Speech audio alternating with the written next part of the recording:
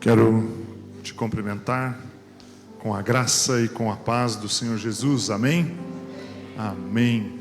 Nós estamos muito felizes. Esse final de semana em Curitiba, nós estamos tendo, na verdade, porque está acontecendo um culto lá nesse momento, a Conferência ABA, e tem um grupo aí de aproximadamente 20 e poucos irmãos daqui de Maringá que foram e estão participando, estiveram participando lá.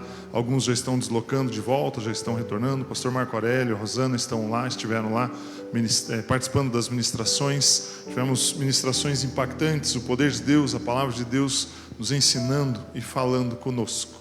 Então você está vendo aí o local um pouco mais vazio, porque tem um grupo de irmãos bem grande que acabou viajando.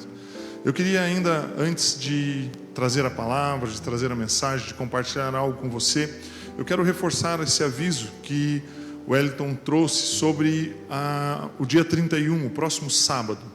Nós vamos ter um evento, uma atividade. Nós temos dentro da Comunhão Cristã ABA uma estrutura chamada integração. A maioria de vocês conhece a integração. A integração é a gente chama de porta de entrada, a maneira como nós conhecemos as pessoas que estão chegando na igreja e as pessoas conhecem como a igreja funciona. Integração são alguns encontros onde nós vamos conversar sobre a palavra de Deus, conversar sobre as situações do seu dia a dia, vamos assistir você que está chegando, e dentro desse fluxo de lições, de encontros, existem 3 momentos em que nós trabalhamos com os aspectos de libertação, a libertação de uma maneira coletiva, a libertação de uma forma individual e uma ministração a respeito da presença e do poder do Espírito Santo na sua vida. Isso, normalmente, quando nós temos uma estrutura um pouco maior, nós fazemos um retiro, um final de semana, pelo menos a sexta-noite, o sábado, durante o dia todo. Como nós não temos condições de nos ausentar, de tirar as pessoas das suas atividades normais, então nós tomamos uma decisão de fazer esse encontro, de fazer essa atividade no próximo final de semana, no sábado, ao longo do dia.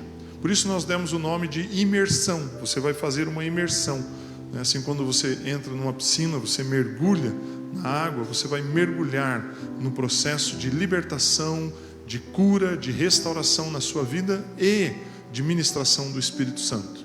Nós vamos dividir o dia do sábado em 3 momentos. O primeiro momento na parte da manhã, às 9h30 da manhã, das 9h30 até aproximadamente 11 horas, 11h30, nós vamos ministrar a respeito de libertação.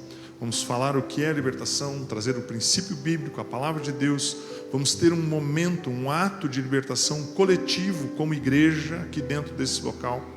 No período da tarde, daí nós terminando o período da manhã, vamos para as nossas casas, almoçamos, e as pessoas que tiverem interesse, que tiverem o desejo de receberem uma ministração individual sobre libertação, você pode retornar no período da tarde, às 14 horas, 14 horas, é isso, que ficou marcado, às 14 horas, você vir para cá, e aí nós vamos ministrar individualmente.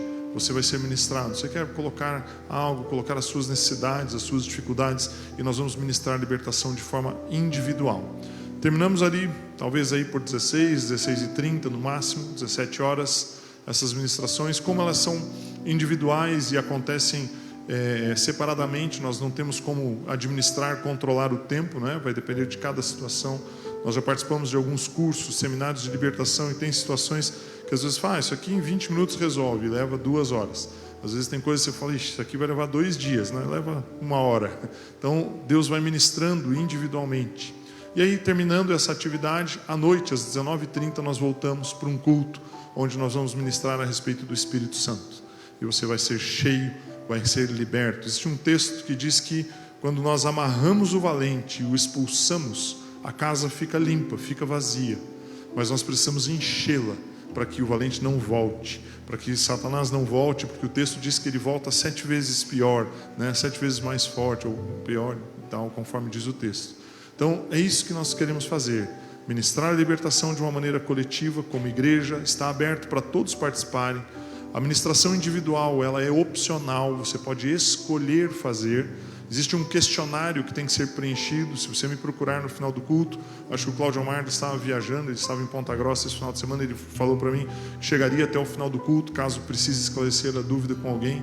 Nós temos esse questionário impresso, eu posso mandar pro seu telefone, pelo seu WhatsApp, e aí você pode preencher esse questionário, e aí participar da administração na parte da tarde.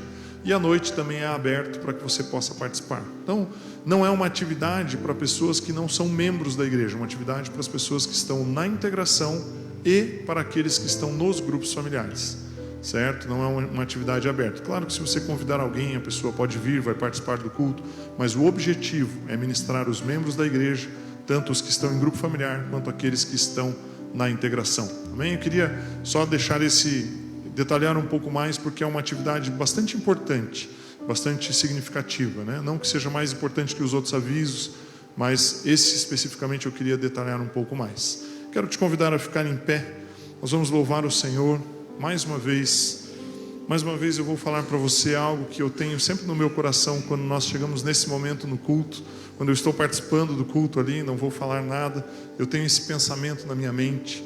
Esse é um momento em que você deve se desconectar de tudo que está lá fora, de tudo que você deixou para trás, né? Se possível, eu hoje fiz algo, né? Deixei o meu celular dentro do carro, não está nem comigo aqui, né? Não vai ficar apitando mensagem no meu bolso aqui. Se possível, se concentre no que você vai fazer agora. Nós estamos diante do Rei dos Reis, do Senhor dos Senhores. Nós estamos reunidos como corpo. A palavra de Deus diz que quando nós nos reunimos como corpo, Jesus Cristo está no nosso meio.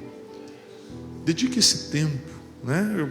Você já saiu da sua casa, você já deixou seus afazeres, você está aqui, então esteja aqui. Muitas vezes nós vamos para alguns lugares, mas nós chegamos lá e não ficamos lá. Permanecemos fisicamente lá, mas a nossa mente está longe. Nós às vezes ficamos preocupados com os problemas, com o que nós deixamos em casa, com o que nós temos que fazer amanhã. Amanhã, Deus vai te capacitar a resolver o que você precisa resolver. O ontem, você não consegue mais mudar. O ontem, você não consegue mais alterar. Se concentre no momento, no agora. Porque agora Ele vai falar com você. Porque agora Ele vai ministrar a sua vida, Ele vai encher a sua vida. Agora. Não é amanhã, não foi ontem. É hoje. Então se concentre agora. Vamos louvar ao Senhor, vamos adorá-lo, vamos glorificar aquele que governa, que reina sobre todas as coisas. Vamos exaltar o nome do Senhor dos Senhores, do Rei dos Reis. Vamos elevar Jesus Cristo no lugar mais alto, onde Ele merece estar. Amém?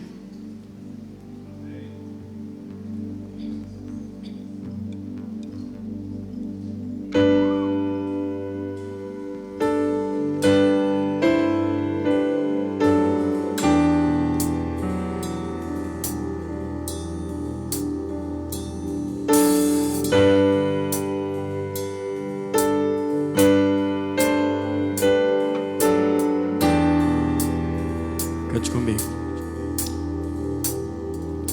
Não há um outro nome igual,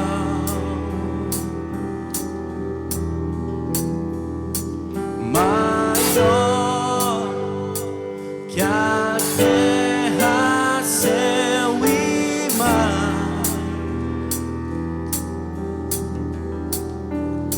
Sua glória toda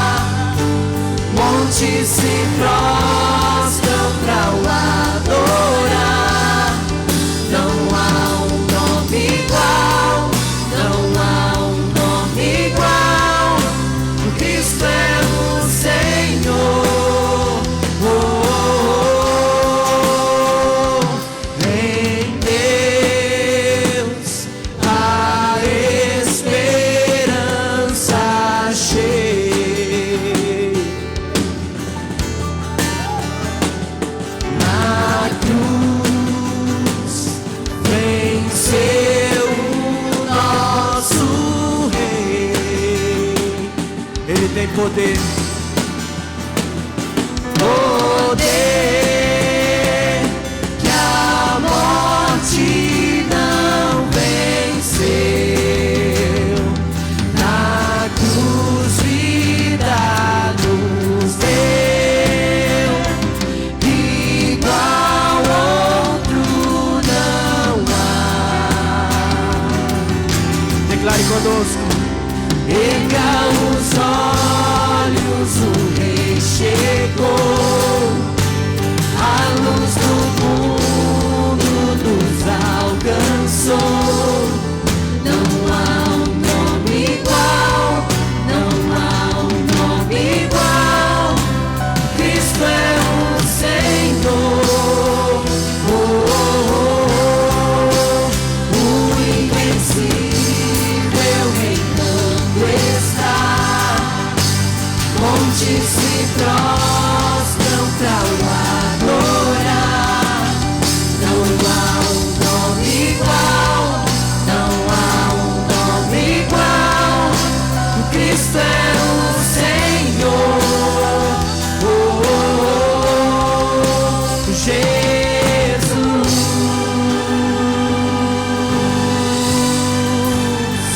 Jesus, não há outro igual a ti, Senhor. Não há outro igual a ti, Senhor. Jesus, Jesus, és poderoso.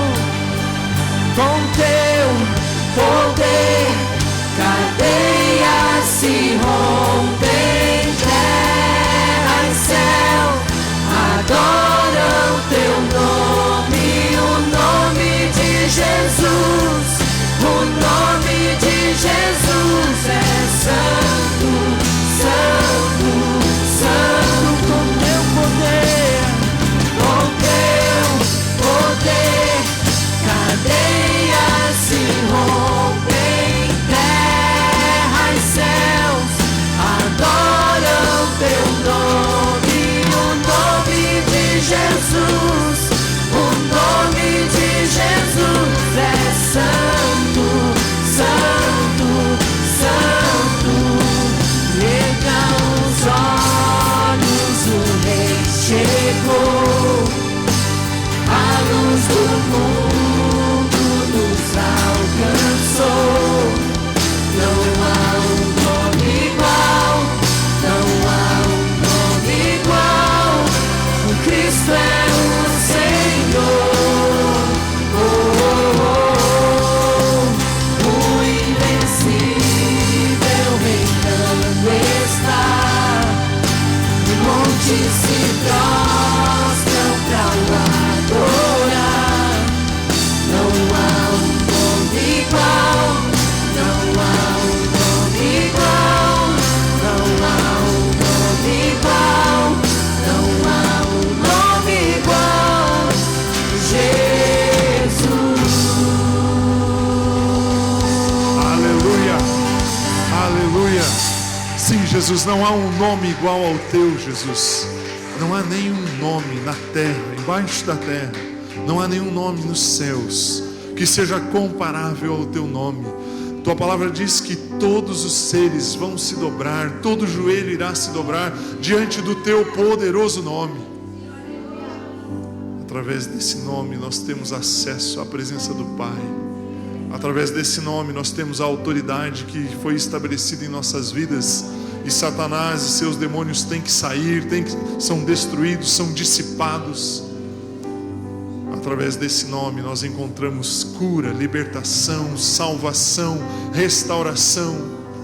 Através desse nome, Pai, através desse nome, do poderoso nome de Jesus Cristo. Obrigado, Jesus, por aquilo que o Senhor fez por mim, por cada um dos meus irmãos aqui.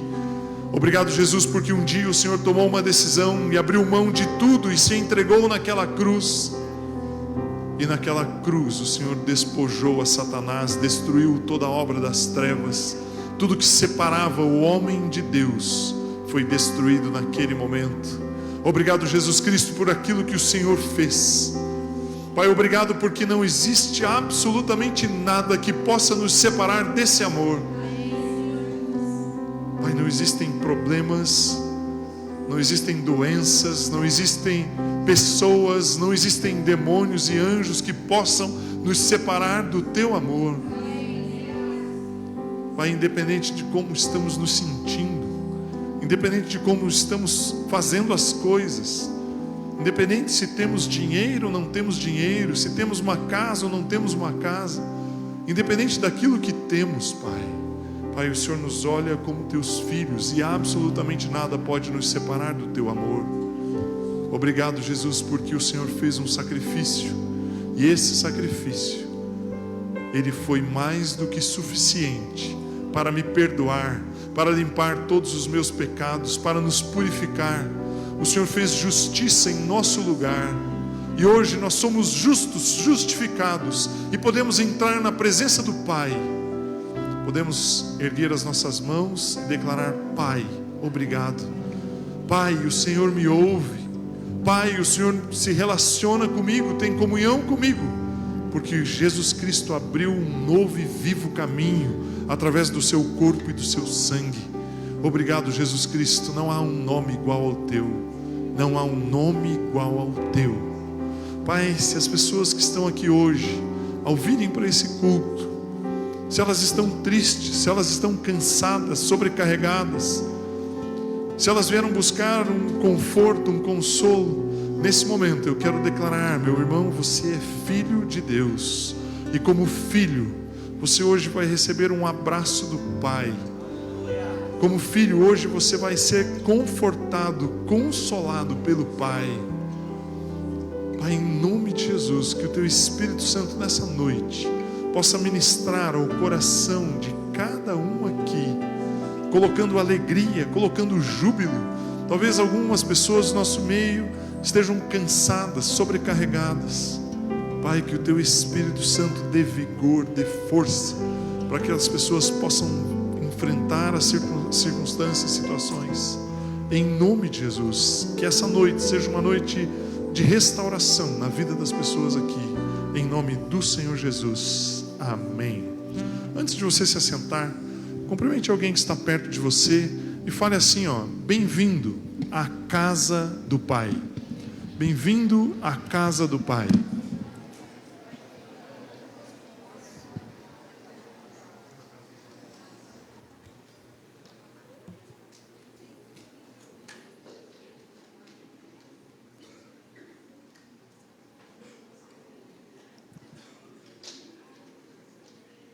Amém. Estou muito feliz hoje, realmente estou alegre. Deus tem sido muito bom conosco, como igreja, onde nós estamos. Deus tem feito algo tremendo. Eu quero compartilhar algo com você hoje. Talvez seja, eu não sei, tenho pensado a respeito dessa mensagem. Talvez seja bastante simples o que eu vou te dizer, mas Deus falou bastante ao meu coração nesses últimos dias a respeito desse assunto. Há umas 3 semanas atrás, mais ou menos, logo que nós retomamos as atividades depois do período de recesso, nós recebemos uma cobertura, de Curitiba. O irmão Tom veio aqui para Maringá, ministrou as nossas vidas aqui no sábado à noite, ministrou no domingo de manhã para um grupo e à noite ele pregou no culto. E no domingo de manhã ele trouxe uma palavra a respeito daqueles 4 amigos, na verdade eram 5 amigos, mas os 4 que se reuniram para colocar o 5º amigo numa maca, transportar até a casa onde Jesus estava, a casa de Jesus, na verdade, na cidade de Cafarnaum. Eles arrombaram o telhado da casa e desceram aquele amigo dentro da casa, no meio de uma reunião. A casa estava cheia. E naquela mesma semana, nas nossas reuniões de grupos familiares, você que se reúne aí num grupo familiar sabe a nossa rotina. Nós lemos uma carta, que o pastor Pio lá de Curitiba sempre escreve, a gente lê essa carta no grupo familiar. E a carta falava a respeito de um texto em que Jesus, caminhando numa determinada rua, ele olhou para uma árvore, e Zaqueu, que era um senhor bem pequenininho, estava naquela árvore, e Jesus falou assim: olha, Zaqueu, desça, porque me convém, eu preciso ficar na sua casa.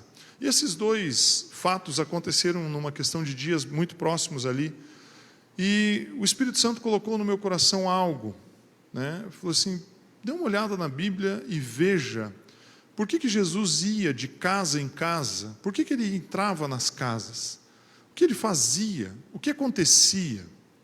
E aí eu comecei a olhar alguns textos, eu anotei algumas coisas aqui dentro da igreja mesmo, no culto, e depois comecei a pesquisar ao longo das semanas, e eu descobri que a palavra casa, independente do contexto, entre o Velho e o Novo Testamento, aparece na Bíblia, você acha que aparece mais do que 100 vezes ou menos do que 100 vezes? Mais. Você acha que aparece mais do que 500 vezes ou menos? Mais ou menos. Já começou a dividir o grupo aí. Você acha que aparece mais do que 1000 vezes ou menos do que 1000 vezes? A palavra casa aparece mais de 2100 vezes na Bíblia. E aí você começa a ver que Deus estabeleceu famílias. E ele falava assim, olha, na casa de Jessé há um rei para mim. Quando ele fala casa de Jessé, ele está falando da descendência, da ascendência de Jessé, de quem eram os pais dele, e falava a respeito dos filhos. Deus falou que daquela casa nasceria o Salvador. E nós sabemos que Jesus, ele é descendente de Davi, que era filho de Jessé. E quando nós vamos vendo essa palavra dentro do contexto e da palavra de Deus, ela começa a ter conotações bem significativas. E aí eu comecei a olhar a respeito desse conceito, na verdade, né? Não estou aqui para falar de casa hoje, né? Vamos chamar um arquiteto, um engenheiro, que ele vai falar melhor do que eu a respeito de uma casa. O conceito de uma casa é uma construção de 1 ou 2 pavimentos. Esse eu fui olhar o conceito, inclusive, onde o local é usado para habitação, para alguém morar, para viver, para passar um tempo lá, para ter as suas coisas, para colocar as suas coisas, para ter a sua intimidade, para estar no seu dia a dia. Esse é o conceito, se você for no dicionário, alguns dicionários vão trazer um pouquinho diferente, mas nada, vai ficar mais ou menos dentro disso. Esse é o conceito de casa. Mas eu quero falar um pouco a respeito disso. Em qual sentido? Abra comigo aí a sua Bíblia, no livro de Gênesis, vamos começar pelo começo, começar pelo Gênesis, no capítulo 2. Quero ler 2 versículos aqui, Gênesis 2, 7 e 8. Se você não trouxe a sua Bíblia, você pode acompanhar aí no telão. O texto diz assim: Então o Senhor Deus formou o homem do pó da terra e soprou em suas narinas o fôlego de vida, e o homem se tornou um ser vivente. Ora, o Senhor Deus tinha plantado um jardim no Éden para os lados do leste, e ali colocou o homem que formara. Só esses 2 versículos. O que esse texto nos diz? Primeiro, Deus formou o homem, como ele formou o homem, do pó da terra. Depois, a palavra de Deus em Gênesis 1 e 2, se você for ler a respeito da criação, você vai ver que Deus criou o Éden. E dentro do Éden, que era um local, Deus plantou um jardim. E Deus colocou o homem naquele lugar. Então, o jardim no Éden, o jardim de Deus, que Deus plantou dentro do Éden, era o local da habitação do homem. Dessa forma, se nós fôssemos ler um pouquinho mais para frente aqui no capítulo 3, Gênesis 3, quando a mulher cai ali, come o fruto da árvore da vida de forma a desobedecer o que Deus havia determinado e dá aquele fruto para o homem também. Aí então, na sequência, Deus vem, a Bíblia diz que na viração do dia, no final da tarde, Deus vem e ele procura o homem neste lugar. Quando você quer procurar uma pessoa, normalmente onde você vai? Hoje em dia, eu não estou com o meu celular aqui, hoje em dia a gente pega o telefone, né? E vai no WhatsApp. Mas normalmente você procura a pessoa onde ela mora, onde ela vive. Porque você sabe que aquele lugar é o lugar da habitação da pessoa. Quando Deus queria falar com o homem, não existia celular naquela época, graças a Deus, né? Deus procurava o homem aonde? No jardim, aonde ele havia colocado o homem para habitar. Porém o homem caiu, o homem cometeu um deslize, cometeu um erro, um pecado. Ele errou o alvo. E aí o texto diz, né, mais para frente, capítulo 3 também de Gênesis, que o homem foi posto fora do jardim do Éden. Consequentemente, fora do seu lugar de habitação e, por consequência também, longe da presença de Deus. Então começou a se gerar um vazio no coração do homem. Começou a se gerar uma lacuna. Estava faltando algo ali. Porque o homem tinha um relacionamento, tinha comunhão com Deus, tinha um convívio com Deus diariamente. Mas por estar fora do jardim, por estar fora do Éden, por estar fora da sua casa, havia um vazio no coração dele. E então o homem começou a buscar algumas alternativas e algumas maneiras de encontrar a Deus. Abra comigo Gênesis, já que você está em Gênesis, aí, se você está com a Bíblia de papel, vire algumas páginas para frente. Se você pode acompanhar aqui conosco também, Gênesis capítulo 28, quero ler do 18 ao 21. Veja só como é interessante, essa história aqui é de Jacó. Aqui já haviam se passado uma série de situações, Noé, Abraão, e aí Jacó estava numa viagem, estava longe da casa do seu pai, e ele teve um sonho. Olha só o que o texto no verso 18 diz: na manhã seguinte, Jacó pegou a pedra que tinha usado como travesseiro, colocou-a em pé como uma coluna e derramou óleo sobre o seu topo, e deu o nome de Betel àquele lugar, embora a cidade anteriormente se chamasse Luz.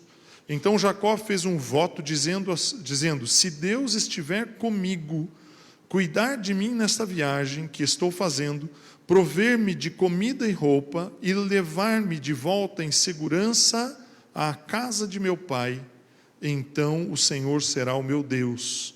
O 21 diz assim: e esta pedra que hoje eu coloquei como coluna, o 22, perdão, esta pedra que hoje eu coloquei como coluna, servirá de santuário, servirá de moradia de Deus, e de tudo que me deres, certamente eu te darei o dízimo.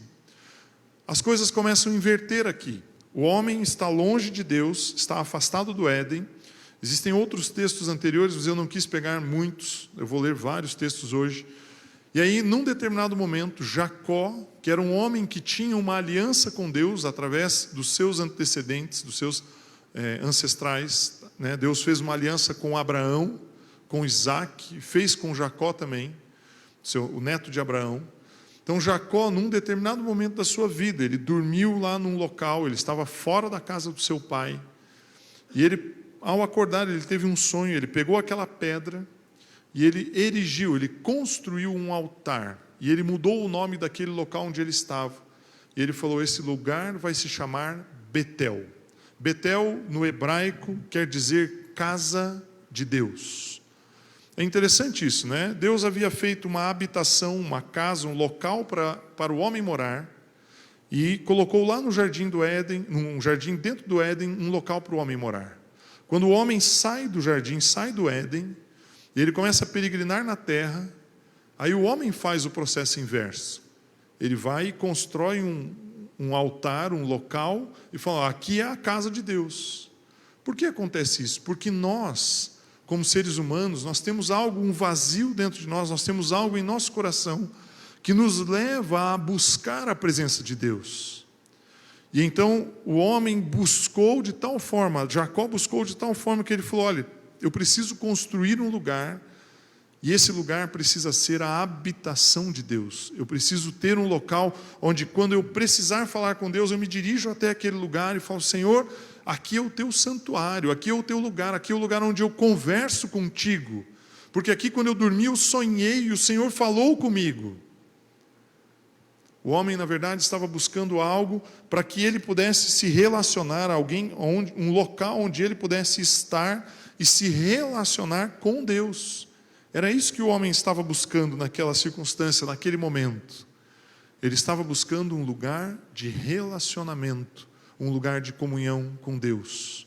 Então, ficamos com esse conceito de que quando Deus construiu a terra, Ele erigiu a terra, Ele fez a terra, Ele definiu um lugar para o homem habitar.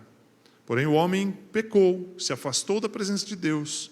E aí o homem começou a buscar um lugar para que ele pudesse encontrar a Deus. Esse processo foi acontecendo. Passou mais um tempo, Passaram-se mais alguns anos, algumas gerações. Abra comigo aí, Êxodo capítulo 40, verso 33.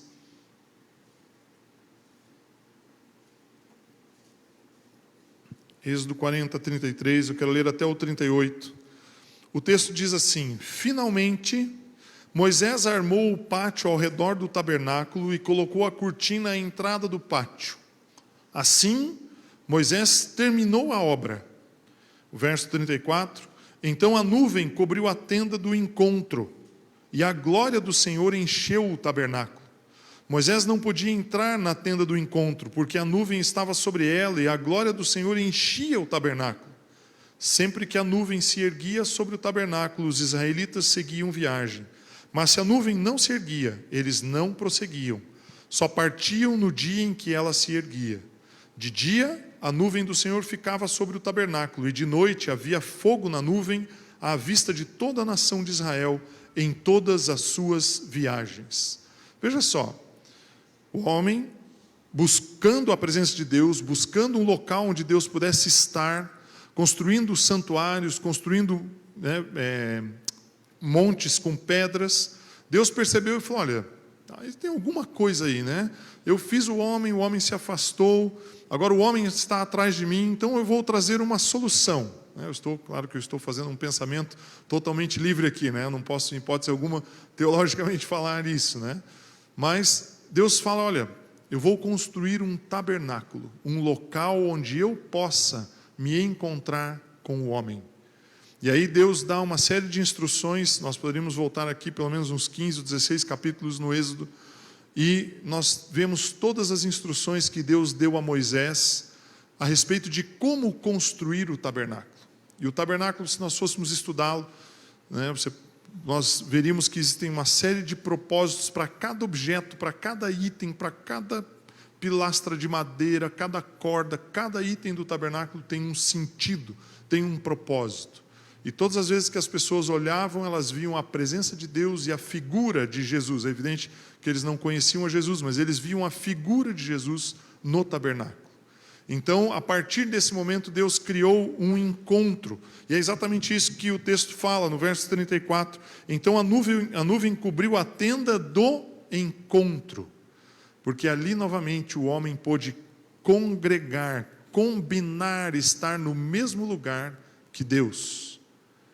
Olhe bem o que eu estou te dizendo. Naquele momento, o homem teve o privilégio de estar fisicamente no mesmo lugar que Deus. Ele tinha esse privilégio no Éden, ele perdeu esse privilégio, ele construiu altares e buscou a Deus, e aí então Deus falou: olha, vamos construir algo aqui para que eu possa habitar, onde eu possa encontrar o homem. Mas existe um problema no tabernáculo. Eu não vou encontrar um problema em Deus, não. Existe um problema no tabernáculo. O tabernáculo, ele era uma estrutura física, uma estrutura montada, era como se fosse um prédio. Evidente que não era de tijolos ou de paredes, ele era de tendas, né? Ele tinha estruturas de madeira, e quando a nuvem se movia, eles desmontavam aquelas tendas, enrolavam aquilo ali tudo, punham lá nos seus camelos, jumentos, não sei quais eram os veículos da época, e transportavam até que a nuvem parasse sobre um outro local e remontavam. E eles peregrinaram por 40 anos no deserto desta forma. E eles iam aonde a nuvem de Deus ia, e eles buscavam a presença de Deus dessa forma. E o sumo sacerdote entrava lá no Santo dos Santos, trazia expiação pelos pecados, tinha todo o ritual da religião judaica ali estabelecido, e isso proporcionava um relacionamento de Deus com os homens e dos homens com Deus. Esse era o foco. Deus encontrou uma solução. Mas existe um problema aí. A solução que Deus encontrou restringe Deus a um lugar, a um único lugar, a um único ponto. Você imagina nós hoje, cristãos, se nós, só imagine, por favor, não pense em nenhuma atitude diferente de imaginar. Hoje, se nós soubéssemos que lá na Judéia, lá no deserto, entre o Egito e Israel, existe um tabernáculo, onde existe uma nuvem que desce e Deus está lá. Mas você fala, poxa, mas eu moro no Brasil, como é que eu vou fazer para chegar lá? Como que eu vou fazer para falar com Deus? Nós não estamos, né? Tira o versículo lá para mim, põe o tema do ano, por favor. Nós não estamos vivendo o ano do ilimitado? Não é isso que nós estamos vivendo?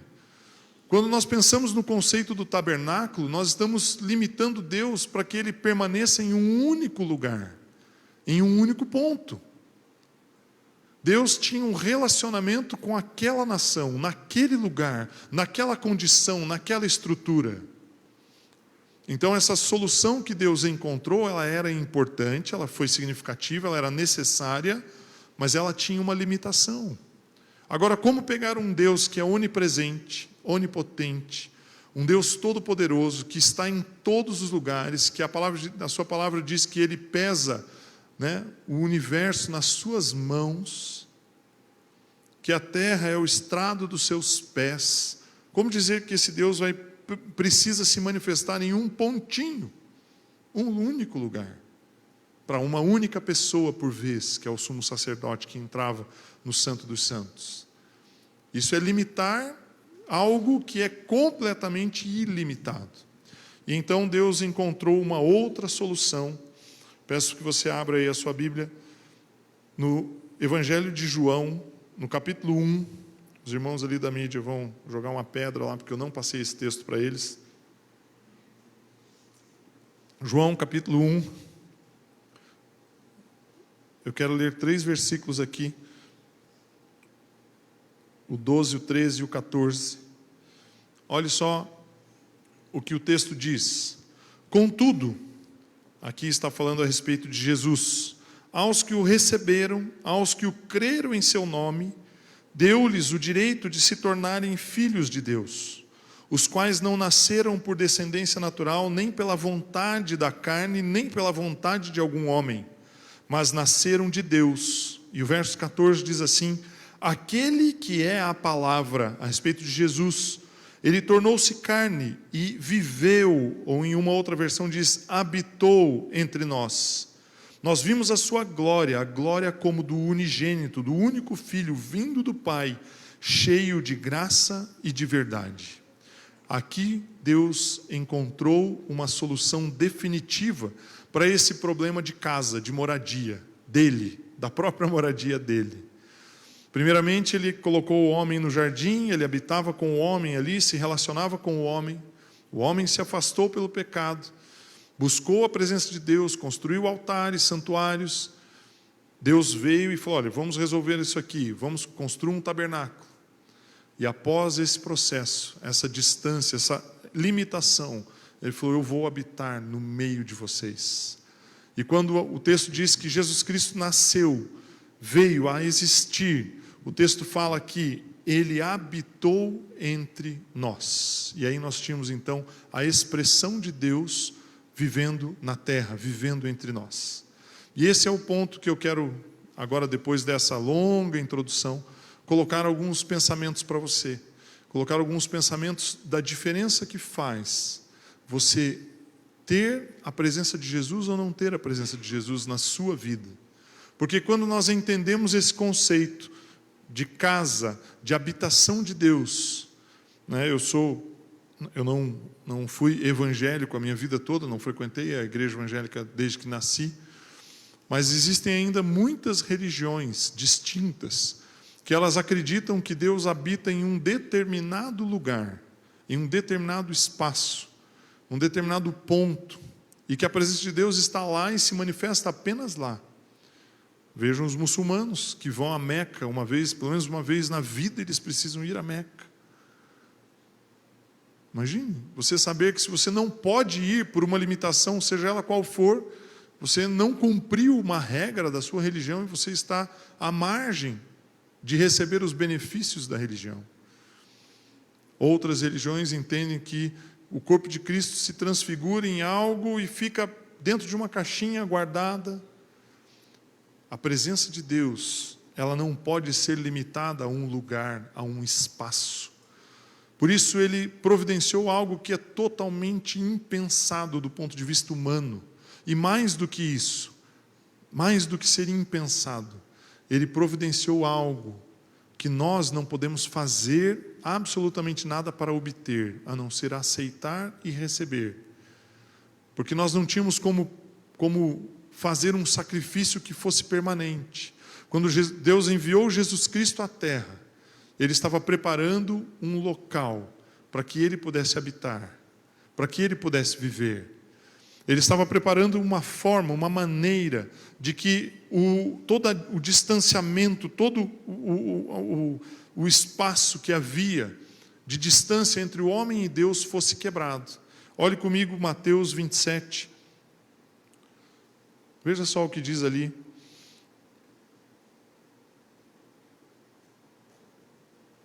Mateus 27, verso 50. O texto diz assim: depois de ter bradado novamente em alta voz, Jesus entregou o seu espírito. Naquele momento, o véu do santuário rasgou-se em duas partes, de alto a baixo. A terra tremeu e as rochas se partiram. Os sepulcros se abriram e os corpos de muitos santos que tinham morrido foram ressuscitados. E saindo dos sepulcros, depois da ressurreição de Jesus, entraram na cidade santa e apareceram a muitos. Aqui então, dentro dessa historinha que eu estou contando para vocês, né, hoje eu não estou pregando, estou contando uma história, aparece então a solução que Deus finalmente encontrou. Ele enviou seu Filho, o unigênito do Pai, e Ele disse lá em João 1, como eu li, todos aqueles que creem nele têm o direito, têm o poder de se tornarem filhos de Deus. E ao Jesus Cristo morrer, entregar a sua vida naquela cruz, o véu do santuário se rasgou. O que isso significa para mim e para você? O véu era como se fosse um tapete imenso, pendurado, né, como se fosse uma grande cortina, só que ele era muito grosso, muito espesso. Ele era feito com um tecido especial, apropriado. E para remover, para mexer ele era muito difícil. Rasgar, então, inconcebível, impensável rasgar, porque era muito espesso, muito grosso mesmo. E aí o texto declara que no momento em que Jesus Cristo morreu, o véu rasgou de cima a baixo. Ou seja, foi um ato de Deus para o homem. E o que tinha atrás dessa cortina? Tinha a presença de Deus, a arca da aliança. Era ali que Deus habitava. Quando o véu ele se rasga, abre-se então a possibilidade de que qualquer pessoa pode adentrar a presença de Deus. O véu se rasgou para que aquilo que fosse impedimento, barreira entre o homem e Deus fosse removido. E a palavra lá em João 1 diz que Jesus habitou entre nós. Veja comigo ainda, um pouquinho para frente aí, João 17, um pouquinho para frente nos evangelhos, né? Veja só o que diz João capítulo 17, verso 22. Jesus aqui estava um pouquinho antes da sua morte, alguns instantes, momentos antes dele ser crucificado. Ele para e ele faz uma oração, João relata essa oração. E uma parte dessa oração eu quero ler aqui para você, do verso 22 até o 26, diz assim: eu dei-lhes a glória que me deste. Deu aos discípulos, né? Jesus deu a glória dele aos discípulos, para que eles sejam um, assim como nós somos um, eu neles e tu em mim, que eles sejam levados à plena unidade, para que o mundo saiba que tu me enviaste e os amaste como igualmente me amaste.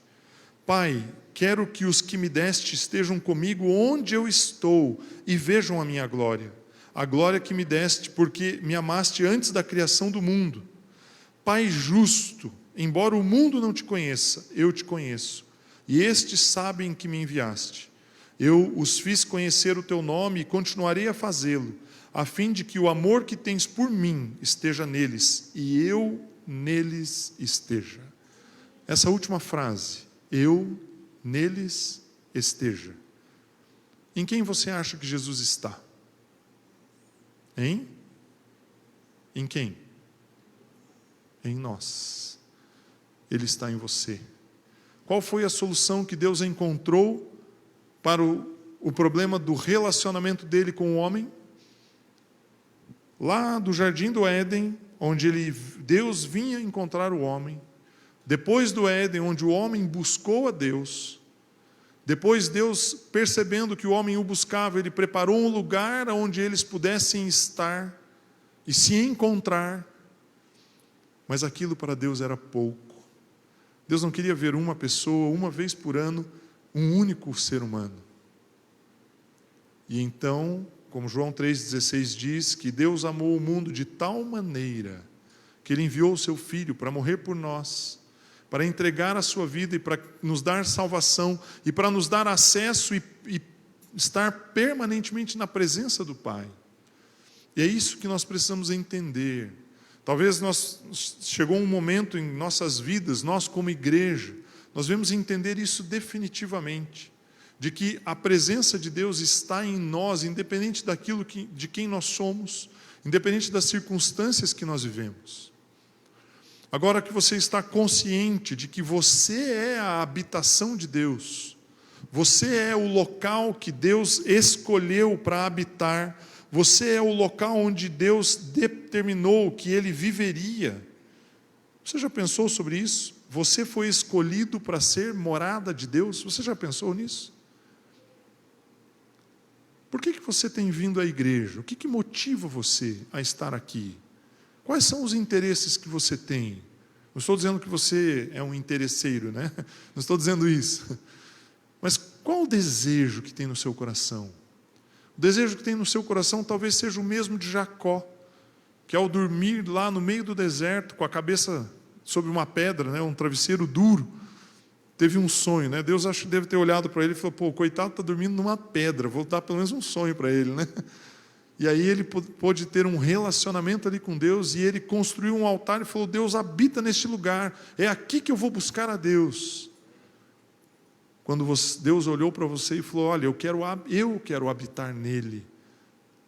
Deus fez o contrário. Deus pegou aquela ideia de Jacó e falou: olha, ele quer um lugar para que eu habite. Não, eu quero fazer o contrário, eu quero habitar nele. E é isso que Deus fez com você, fez comigo. Você é morada de Deus. Abra comigo 2 Coríntios, capítulo 6, verso 16.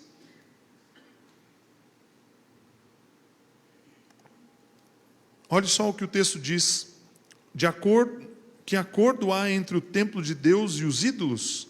Olha só o que Paulo escreve: pois somos santuário do Deus vivo. Meu irmão, quando você falou para a pessoa que estava ao seu lado aí, conforme eu pedi, falei: cumprimente a pessoa que está ao seu lado e diga: bem-vindo. O que eu pedi para você falar? Bem-vindo à casa do Pai. Quando você esticou a sua mão, você é a casa do Pai que cumprimentou a outra pessoa. Será que você consegue se dar conta disso, do impacto que isso tem na sua vida? Muitas vezes nós ficamos desesperados, chorando, falando: Deus, eu preciso de ajuda, eu preciso disso, eu preciso daquilo. E nós ficamos olhando para fora, buscando alternativas das circunstâncias e situações que nós estamos vivendo, quando o nosso Pai está aqui dentro, dizendo: filho, eu estou aqui, eu quero te ajudar, eu habito em você. Agora que você tem esse conceito na sua mente, essa história, eu fiz um resumo aqui de vários textos bíblicos, desde a criação até a morte e ressurreição de Jesus.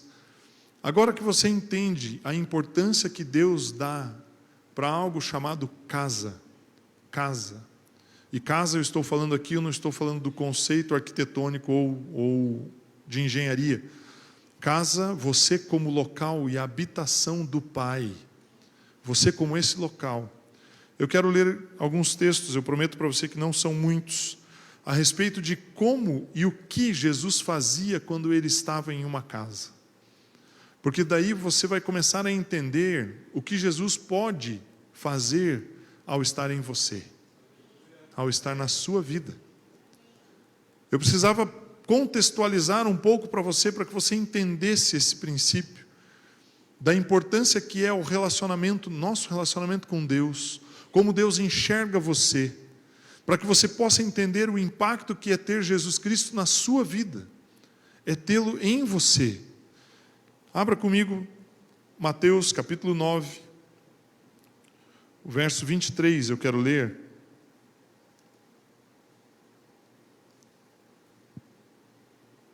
Quero ler até o 25. O texto diz assim: Quando ele aqui é Jesus, chegou à casa do dirigente da sinagoga e viu os flautistas e a multidão agitada, disse: saiam, a menina não está morta, mas dorme. Todos começaram a rir dele. Depois que a multidão se afastou, Jesus entrou, tomou a menina pela mão e ela se levantou. A primeira coisa que Jesus faz ao entrar na sua vida é ressuscitar aquilo que está morto. Eu não sei o que está morto na sua vida, se são os seus relacionamentos, se são suas amizades, se é a sua esperança, se são os seus sonhos. Eu não sei o que pode estar morto na sua vida, na sua casa, dentro do seu coração. Mas saiba de uma coisa: quando Jesus entra na sua casa, e toda vez que eu me referir à palavra casa agora, eu estou me referindo a você, Ele causa uma restauração, Ele ressuscita algo na sua vida, Ele restaura algo na sua vida.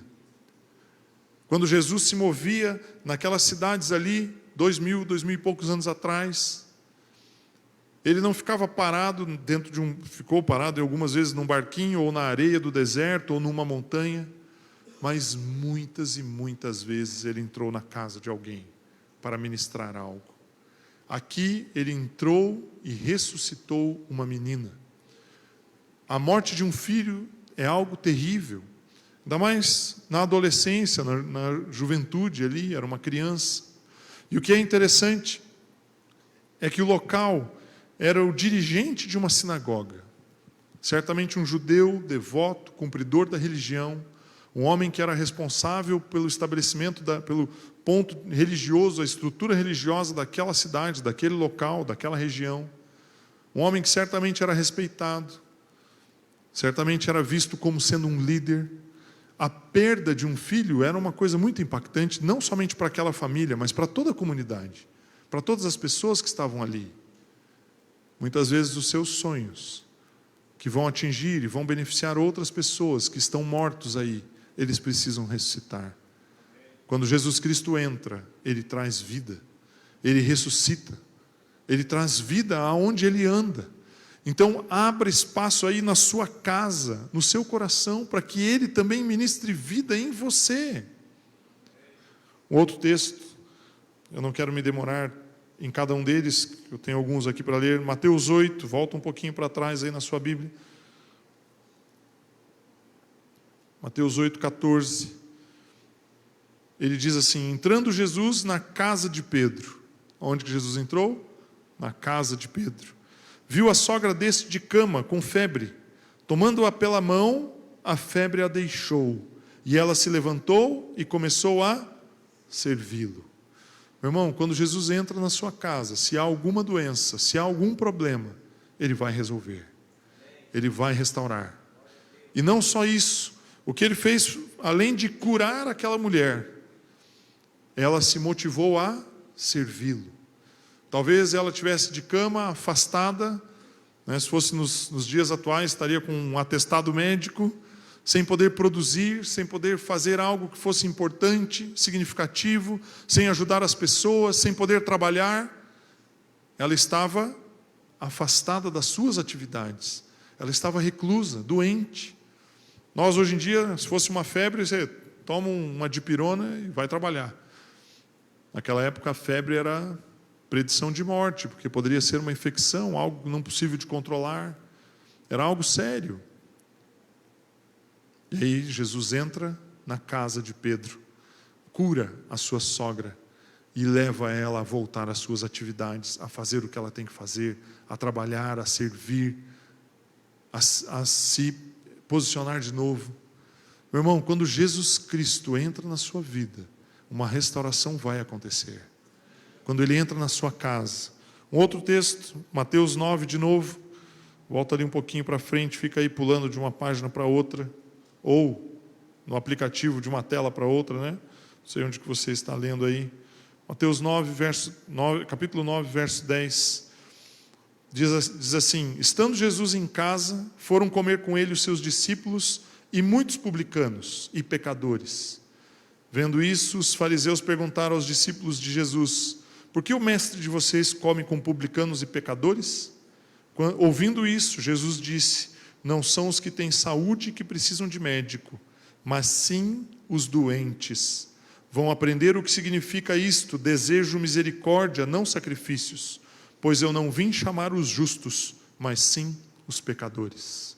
Quando Jesus entra na casa, não importa o que você fez, quão mal você foi, quantos erros você cometeu, Ele quer se relacionar com você, aonde Ele está, do jeito que você está. Muitas vezes as pessoas ficam olhando para o seu passado. Como eu falei no começo, o passado você não pode mudar, mas você precisa entender que esse passado ele tem que ser entregue a Jesus. Jesus, isso ficou para trás, eu entrego ele a ti. Você tem que entender que o teu passado não pode te prender. Eu costumo dizer para as pessoas que quem vive olhando para o passado é como se você quisesse dirigir um carro olhando no retrovisor. Imagina você concentrado só naquele espelhinho na sua frente aqui e você não olha a rua, olha só no espelhinho e acelera o carro, troca a marcha, troca de novo.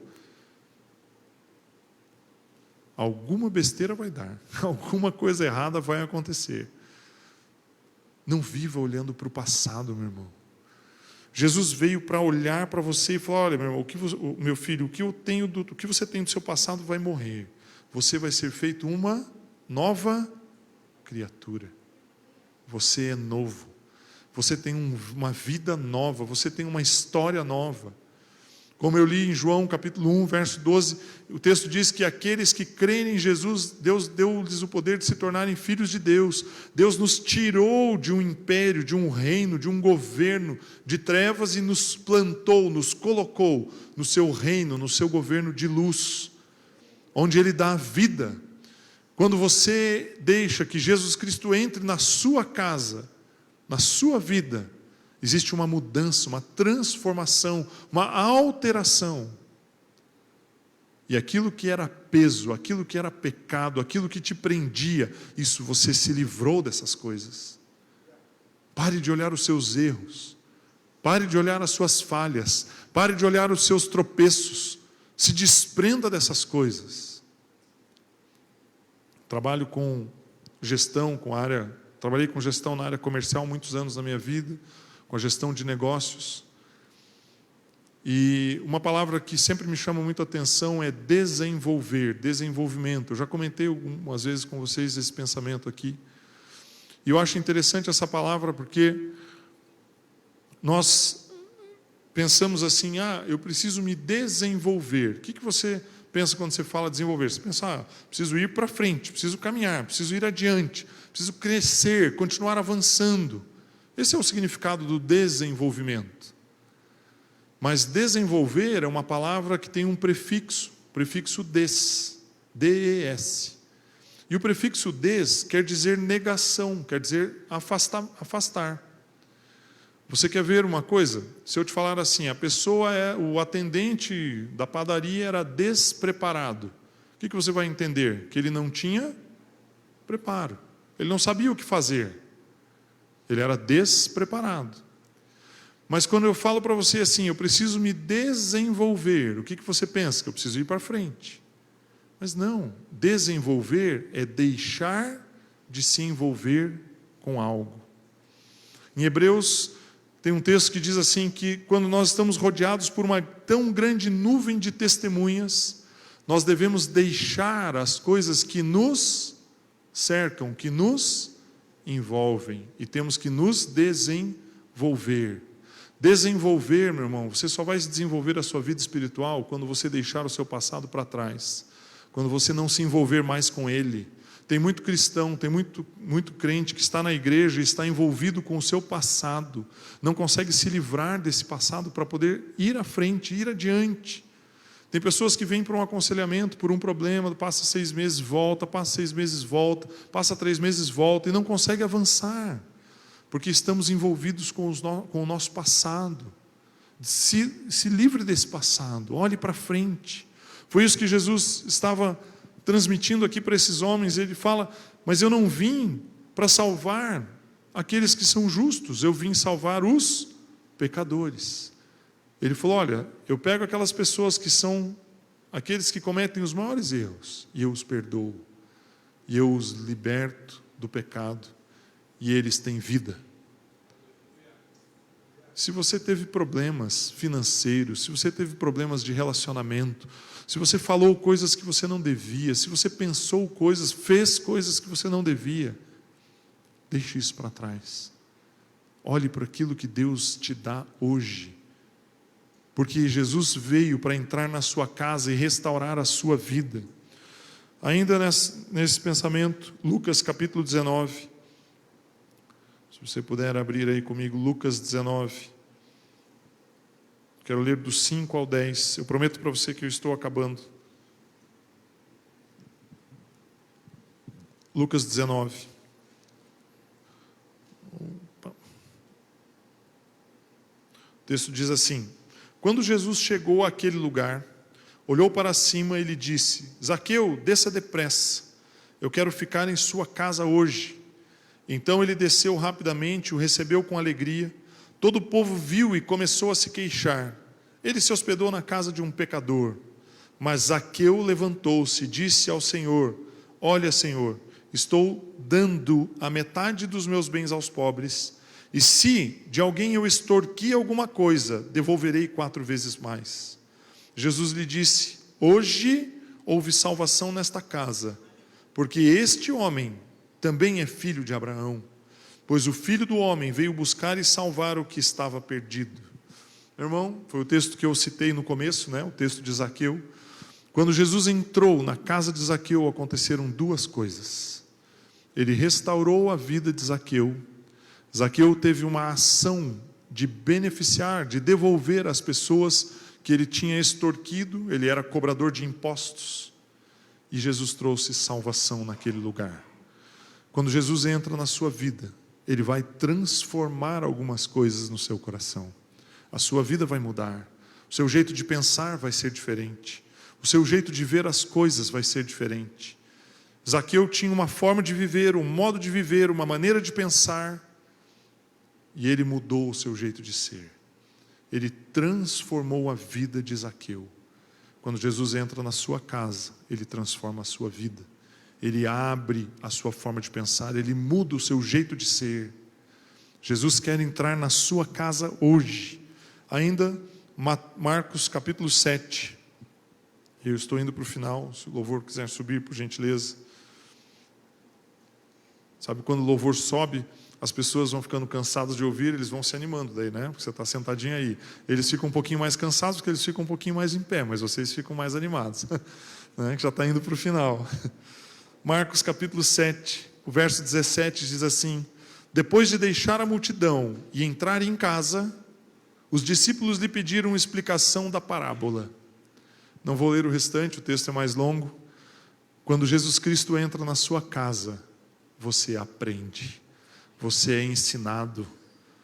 Você tem aquelas dúvidas, não sabe o que fazer, aonde ir, como andar. Você é ensinado. Às vezes as pessoas chegam e falam: mas eu preciso aprender isso, aprender aquilo. Quando Jesus entra na casa, há ensino, há um aprendizado, há um crescimento, há desenvolvimento espiritual, há um avanço na sua vida. Nós precisamos entender isso, a importância que existe de Jesus entrar na sua vida. O penúltimo texto que eu quero ler está em João capítulo 14.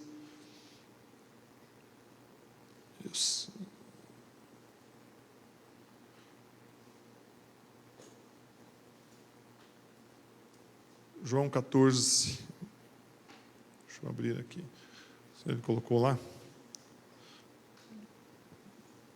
do verso do 1 ao 4, olha só o que o texto diz. Jesus falando com seus discípulos, ele diz assim: não se turbe o coração de vocês, creiam em Deus, creiam também em mim. Na casa do meu Pai há muitos aposentos, há muitas moradas. Se não fosse assim, eu lhes teria dito: e eu vou preparar-lhes um lugar. Se eu for e lhes preparar um lugar, eu voltarei e os levarei para mim, para que vocês estejam onde eu estiver. Vocês conhecem o caminho para onde eu vou. Então, esse texto, quando a palavra lugar que está escrito aí, É interessante essa palavra. Essa palavra ela é topos no grego, no original. Topos. Só que a palavra topos não significa somente um espaço físico, um determinado local. A palavra topos significa posição. Quando Jesus falou que ele iria para o Pai e que ele iria preparar um lugar, ele estava dizendo: eu estou indo para o Pai, porque eu vou preparar a posição que você vai ficar. Você não vai mais ser um escravo, você não vai ser mais um servo, você não vai mais ser um dependente de alguma coisa.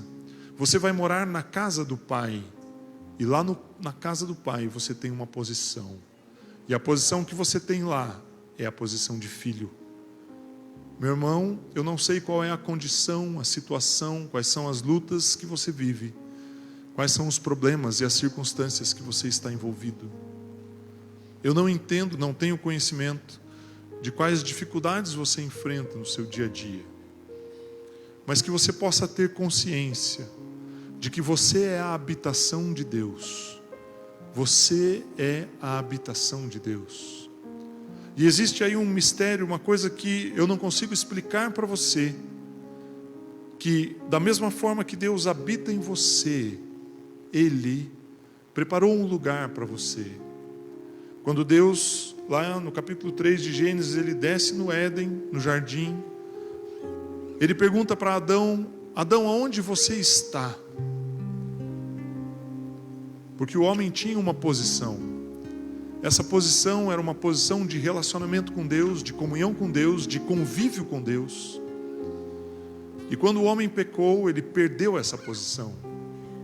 Por causa da perda dessa posição, muitas coisas, muitas consequências vieram. Só que quando Jesus estava reunido com seus 12 discípulos, e ele fala para eles: não se perturbe o seu coração. Creiam em Deus, creiam em mim. Na casa do meu Pai há muitas moradas. E aí o verso 3 diz: se eu for e lhes preparar lugar, voltarei e os levarei para mim. Meu irmão, existe uma posição preparada para você, de filho de Deus. Eu não estou dizendo que as suas contas amanhã vão desaparecer, os boletos vão estar pagos. Eu não estou dizendo isso. Ser filho de Deus é algo muito, muito, muito superior a problemas financeiros. Não estou dizendo que a sua vida, o seu trabalho, as suas dificuldades vão simplesmente desaparecer amanhã. Mas o que eu estou dizendo para você é que você é filho, e como filho você tem um pai. Esse pai habita em você, e você tem espaço e moradia na casa dele. Você tem um lugar onde você pode recorrer, ele pode te ajudar. Não importa o tamanho do problema, ou qual é o problema, ele pode te dar o suporte, a ajuda, porque você habita lá. Porque você habita lá. Porque você habita lá. Quando Jesus, em João 17 ali, ele fala que ele quer ser um. Ele, da mesma forma que ele é um com o Pai, ele quer que nós sejamos um com ele. Se você é um com Jesus, aonde Jesus está agora? Pelo que a palavra de Deus diz, assentado à destra de Deus. Aonde você está agora? Assentado com Ele. Meu irmão, pare de ficar olhando os problemas que estão te cercando. Você tem uma posição de justificado, justo, diante do Senhor. Você habita na casa do Pai. Você é a morada de Deus. Olha só o último texto que eu quero ler. João, capítulo 8. Somente um versículo. 8:35. A palavra de Deus diz assim: o escravo não tem lugar permanente na família, mas o filho pertence a ela para sempre. Quero ler numa outra versão. O texto diz assim: o escravo não fica para sempre na casa, mas o filho sim permanece para sempre na casa. Meu irmão, você é filho de Deus, você permanece na casa dele eternamente. você permanece para sempre. Nós precisamos mudar um pouco o patamar de como nós enxergamos a nossa relação com Deus. Amanhã, quando você estiver lá no seu trabalho, tenha consciência disso.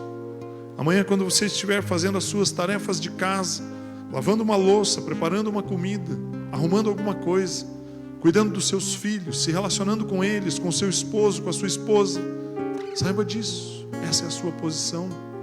Você é filho. Você permanece na presença dEle. Ele desejou isso. Deus quis isso. Ele quis fazer de você uma morada, uma habitação. Ele quer se relacionar com você. Uma das coisas mais importantes desses textos que eu li, quando Jesus entrava na casa das pessoas, Ele entrava ali para que Ele pudesse ter um relacionamento com elas, para que Ele pudesse ter comunhão, ter aproximação. E é isso que Ele quer ter com você. Ele quer se aproximar de você. Quero te convidar a ficar em pé. Nós vamos cantar um cântico. Eu quero ainda, peço que você não saia. Eu quero orar ainda com você. E vamos cantar. Que você, diante de tudo que eu compartilhei aqui com você, que você possa olhar a sua vida de uma forma diferente hoje. Talvez eu tenha sido hoje pouco tangível no que é do dia a dia. Às vezes, quando eu monto uma mensagem, eu procuro colocar alguns exemplos de coisas práticas que acontecem no nosso dia a dia, para que você possa enxergar como você aplicaria a palavra de Deus na sua vida, no seu cotidiano. Hoje talvez eu não tenha conseguido fazer muito isso. Talvez eu tenha ficado num plano um pouco mais, vou dizer assim, espiritualizado. Mas que você possa compreender essa verdade, que isso se torne algo verdadeiro no seu sentimento. Nós temos uma relação com o nosso Pai. Ele é verdadeiro, Ele é fiel. Mas que você possa abrir um espaço para que Jesus entre na sua casa, para que Ele permaneça com você. Algumas pessoas usam aquele texto de Apocalipse, Jesus falando a uma das igrejas, nas cartas que João transcreveu. Jesus fala assim: eis que eu estou à porta e bato. Se alguém abrir a porta, eu entrarei e cearei com ele. As pessoas usam muito esse texto pensando em evangelização, em falar de Jesus para alguém que não conhece Jesus. Mas aquela carta foi escrita para uma igreja, foi escrita para pessoas que conheciam a Jesus Cristo. Então, que hoje, ao Ele bater na porta da sua casa, que você possa abrir essa porta, deixe Ele entrar, ceie com Ele, tenha comunhão com Ele. Que você possa usar esse tempo em que nós estamos cantando, vamos cantar, para se relacionar com Ele. Não precisa você cantar, faça uma oração, mas que você possa buscar a presença de Deus agora e se desconectar de todas as outras coisas. Que você possa abrir o seu coração e Ele possa entrar na sua casa.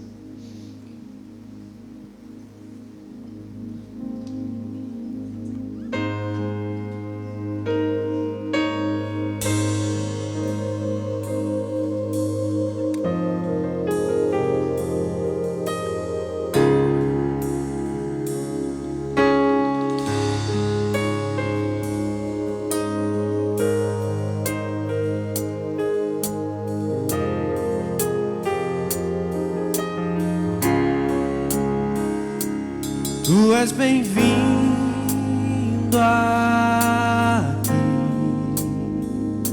a casa é sua, pode entrar, me esvazio de mim,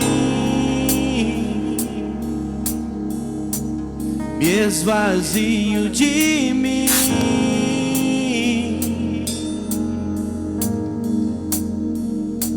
Sopra teu vento aqui, toma o teu trono, vem reinar. Nós queremos te ouvir, nós queremos te ouvir. Vamos cantar de novo essa parte. Tu és bem-vindo aqui. Declare a Ele. A casa é tua, pode entrar. Vazio de mim, esvazio de mim.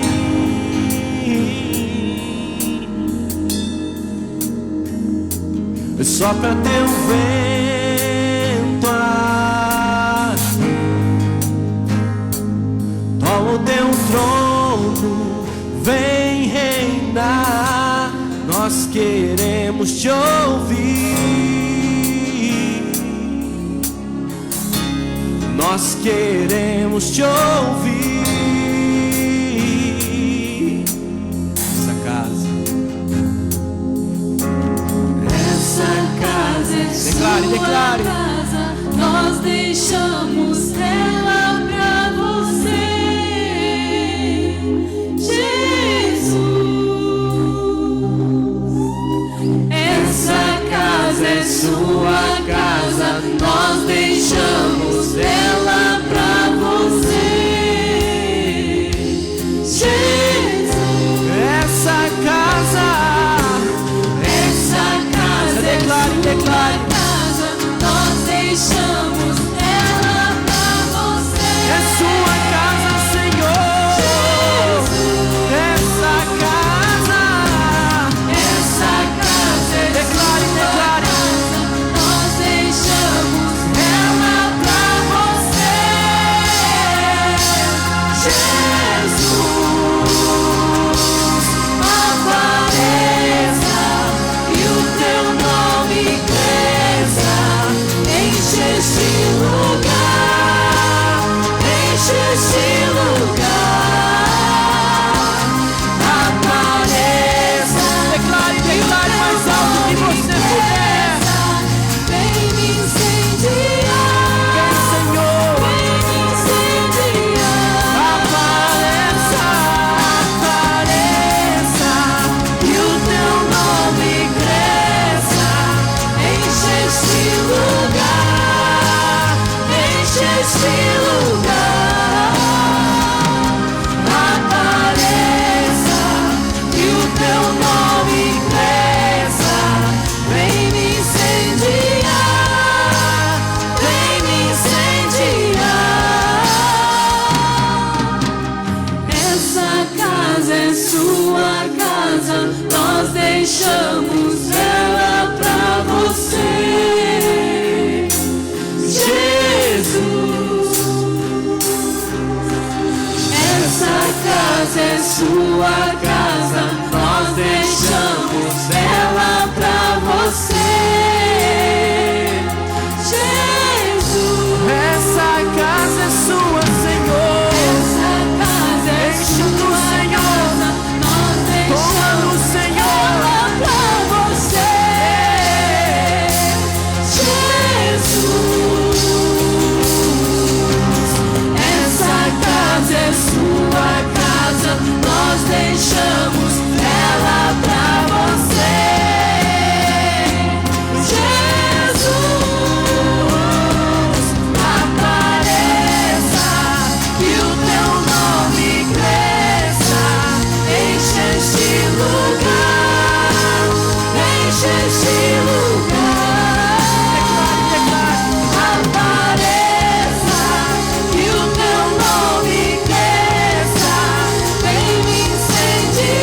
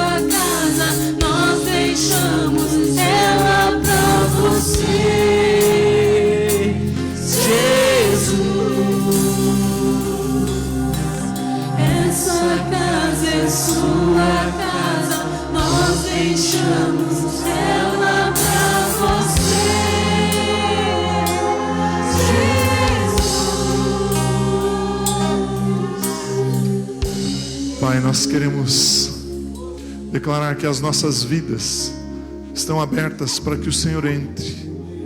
Pai, o coração, o nosso coração, a nossa casa está aberta. Jesus, que o Senhor possa manifestar a sua presença, que o Senhor possa crescer em nós, que o Senhor possa expressar o seu amor que está em nós a outras pessoas, Pai. Jesus, eu sei que hoje o Senhor está entrando aqui em algumas casas. Existem alguns sonhos mortos, existem alguns projetos mortos que estão ressuscitando hoje, Pai. Existem palavras que, ao serem ouvidas, que foram ditas, mataram projetos, mataram sonhos, mataram desejos, mas hoje isso está ressuscitando. Jesus Cristo está trazendo vida, Jesus Cristo está trazendo o seu poder, a vida abundante que há nele. Existem algumas almas, pessoas que estão com a sua alma doente, a ansiedade, a depressão, o desejo de morte. Jesus está curando, a sua casa está aberta, Ele está entrando e a cura está sendo derramada sobre a sua vida hoje. Abra o seu coração, meu irmão, abra o seu coração, abra o seu coração para que Ele entre. Declare isso, a casa dele é a sua casa. Abra esse coração e deixe que Ele faça do seu coração a habitação dele. Ele deseja isso, Ele deseja isso. Ele quer estar em você, Ele quer entrar na sua vida, Ele quer trazer salvação, Ele quer trazer cura, Ele quer trazer libertação sobre a sua vida nessa noite. Abra o seu coração para que isso aconteça. Pai, nós queremos te agradecer, porque o Senhor nos ama. Nós queremos exaltar o seu nome. Quero que você, com seus olhos fechados, eu quero perguntar algo aqui para vocês. Eu não sei se você, em algum momento da sua vida, você abriu o seu coração para que Jesus Cristo entrasse na sua vida. Eu não sei se você fez isso, mas saiba que esse é o primeiro passo que você deve dar para que Ele entre na sua vida. E eu quero franquear, eu quero dar uma oportunidade a você hoje. Talvez você até já tenha tido a intenção de entregar a sua vida a Jesus. Talvez você já tenha feito isso em algum momento na sua vida. Mas talvez você esteja longe do caminho de Deus. Talvez você até esteja frequentando uma igreja, essa igreja ou uma outra igreja. Mas você está aí com algo falando no seu coração. Você precisa abrir a sua vida para que Jesus entre. Se você deseja que Jesus Cristo entre na sua casa, na sua morada, no seu coração, pega uma de suas mãos, eu quero orar com você. Se você deseja que Ele entre na sua vida e traga transformação na sua vida, erga uma das suas mãos. Se você deseja que Ele entre e Ele mude a sua história, erga uma das suas mãos. Se você deseja que Ele transforme você, amém? Pai, nós queremos exaltar o Teu nome, Pai, porque todos aqui, Pai, um dia já tomaram essa decisão. Todos aqui um dia já decidiram-se por Cristo. Pai, cada um aqui é uma habitação do Senhor. Pai, que a partir de hoje nós possamos ter essa consciência de que o Senhor em nossas vidas transforma as circunstâncias, transforma as situações. Pai, que o Senhor possa conscientizar-nos de que a Tua presença em nós é poderosa, que a Sua graça é forte, é viva em nós, e que Jesus Cristo está em nós agora. Que nós possamos ter consciência disso. Nós somos a habitação, nós somos um templo do Espírito Santo. Pai, obrigado, Jesus, porque o Senhor derramou sobre nós a Tua graça, o Teu favor. Obrigado porque o Senhor derramou sobre nós a Tua presença, Pai. Obrigado, Jesus, porque porque o Senhor desejou ser um conosco, assim como o Senhor é um com o Pai. E hoje nós estamos em Ti e o Senhor está em nós. Obrigado, Pai, que nós possamos crer cada vez mais nesse conceito, em nome do Senhor Jesus. Eu quero declarar, Pai, que cada um aqui é um bendito do Senhor, é um abençoado do Senhor. Pai, nós não somos daqueles que correm atrás de bênçãos, porque nós somos abençoados. Nós somos filhos. Pai, nós temos espaço na sua casa. A sua casa está aberta para nós. Nós somos filhos. Como filhos, nós temos direito, temos herança, temos a tua graça sobre nós. Obrigado, Pai. Pai, que essa semana, cada pessoa que está aqui nesse culto hoje, possa ter consciência disso.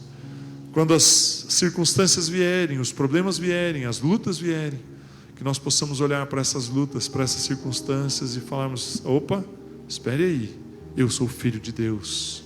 Se há uma tempestade, você manda a tempestade cessar, como Jesus fez ao estar com seus discípulos mais de uma vez. Se há um problema, você declara a palavra, você vive a palavra, você anda na palavra, e o poder de Deus se manifesta, porque você é filho. Você tem o sangue do Cordeiro em você, você tem o DNA de Deus na sua vida, você é um agente de transformação aonde você está, porque você é filho do Deus Altíssimo. Pai, em nome de Jesus, que essa semana seja uma semana cheia da tua graça, do teu favor, do teu poder, em nome do Senhor Jesus. Amém. Vamos louvar o Senhor.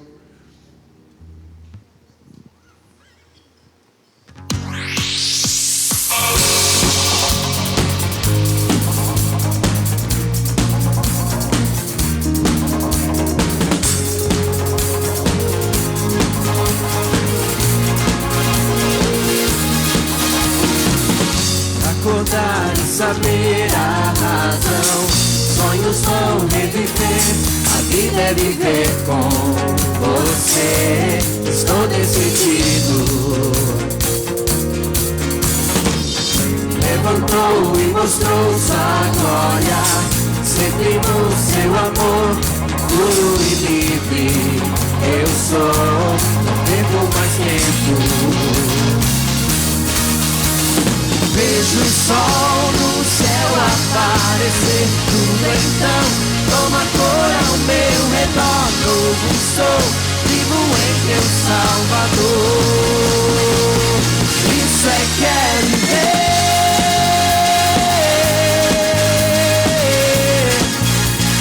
Isso é que é viver.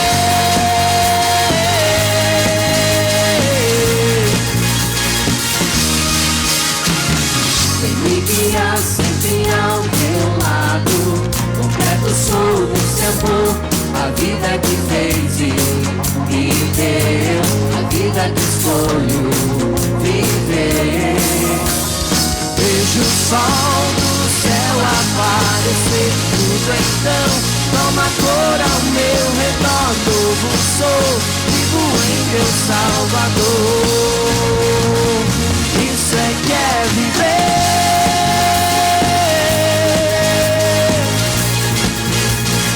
Isso é que é viver.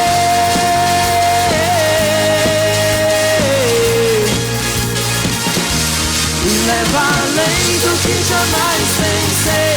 O seu amor é o que me faz voar. Liberdade que a todos dá. Tudo que eu quero é você.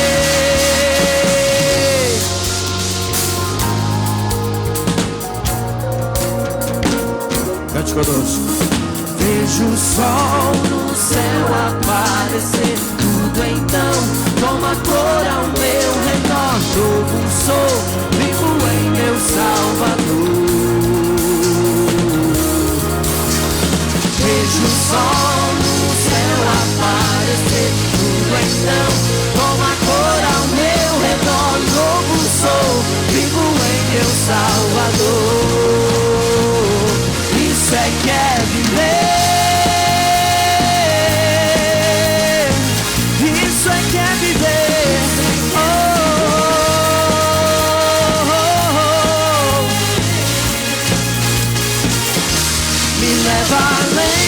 que jamais pensei. O seu amor